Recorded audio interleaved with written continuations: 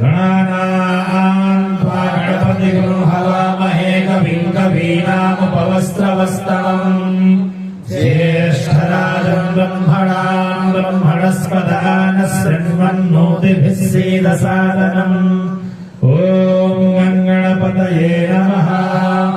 पावकानः सरस्वती वाजे हृद्वाजिनी वैमती यज्ञं वस्तु धिया वसुः। ॐ वाग्देव्यै नमः।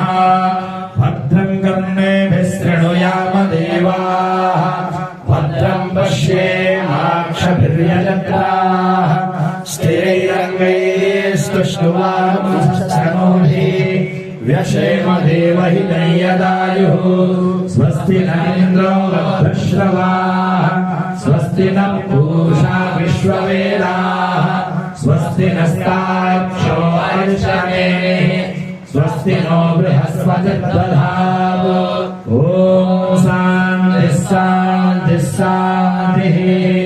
ॐ नमस्ते गणपतये त्वमेव प्रत्यक्षं तत्त्वमसि त्वमेव केवलं धत्तासि त्वमेव केवलं धत्तासि त्वमेव केवलं धत्तासि त्वमेव सर्वं खलमिदं ब्रह्मासि त्वं साक्षादात्मासि नित्यं ऋतं वच्मि सत्यं वच्मि अवक्तं माम् अववक्तारम् अवश्रोतारम् अवधातारम् अवधातारम् अवानुजानमवशिष्यम् अवपश्चात्तात् अवपुरस्तात् अवोत्तरात्तात् अवदक्षिणात्तात् अवचोर्ध्वात्तात् अवाधरात्तात् सर्वतो मां पाहि पाहि समन्तात्।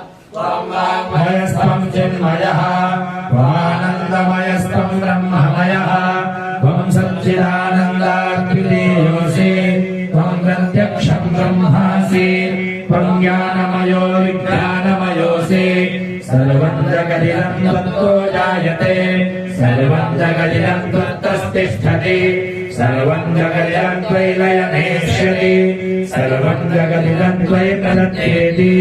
त्वं भूमिरापो नलो निलो नभः पञ्चत्वारि वाक्पदानि त्वं गुणत्रयातीतः त्वमवस्थात्रयातीतः त्वं देहत्रयातीतः त्वं कालत्रयातीतः त्वं मूलाधारस्थितोऽसि नित्यं त्वं शक्तित्रयात्मकः त्वां योगिनो ध्यायन्ति नित्यं त्वं ब्रह्मा त्वं विष्णुस्त्वं रुद्रस्त्वमिन्द्रस्त्वमग्निस्त्वं वायुस्त्वं सूर्यस्त्वं चन्द्रमास्त्वं ब्रह्मभूर्भुवस्वरूं।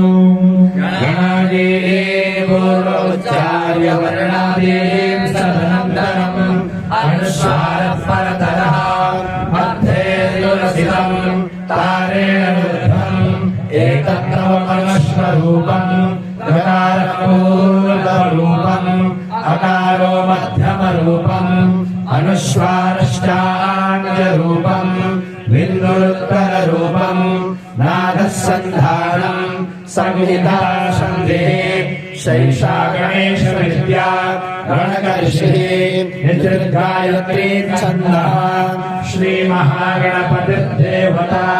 ॐ गणपतये नमः। एकदन्ताय विद्महे वक्रतुण्डाय धीमहि तन्नो दन्ती प्रचोदयात्।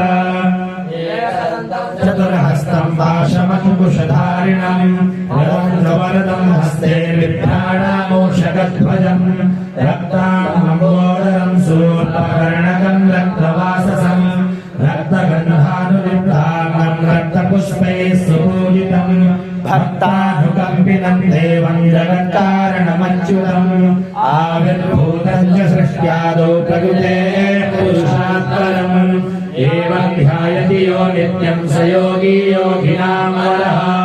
नमो भ्रातपतये नमो गणपतये नमः प्रमदपतये नमस्ते स्तुलम्बोदराय एकदन्ताय विघ्नविनाशिने शिवसुताय श्रीवरदमूर्तये नमः। हरिः ॐ